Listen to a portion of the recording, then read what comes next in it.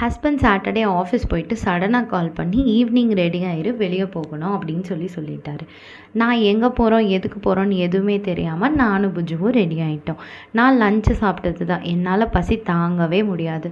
So போகிற வழியிலேயே ஒரு பேக்கரியில் ஏதாவது லைட்டாக சாப்பிட்டுட்டு போயிடலான்னு சொல்லிட்டு ஒரே ஒரு காளான் மஞ்சூரியன் மட்டும் சாப்பிட்டோம். சாப்பிட்டுட்டு போகிறோம், வண்டி அப்படியே டைரெக்டாக போத்தி ஸ்வர்ண மஹால் டவுன் ஹாலுக்கு போயிடுச்சு. அப்போ தான் பார்த்தா தெரியுது சார் எனக்கு சர்ப்ரைஸ் பண்ணுறாரு. சர்ப்ரைஸ் ஷாப்பிங் எதுக்குன்னு உங்களுக்கே தெரிய வரும்.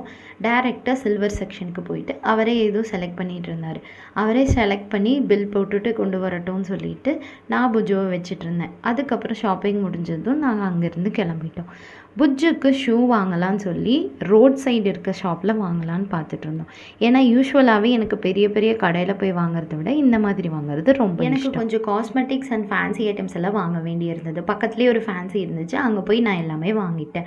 அங்கேருந்து கிளம்புனதுக்கப்புறம் போகிற வழியில் சாப்பிட்டுக்கலான்னு சொல்லி போகிற வழியில் ஒரு ஹோட்டலில் நானும் அவரும் மஷ்ரூம் கொத்து பரோட்டா சாப்பிட்டோம். புஜ்ஜுக்கும் அங்கேயே சாப்பிட வச்சுட்டு அப்படியே வீட்டுக்கு போக கிளம்பிட்டோம்.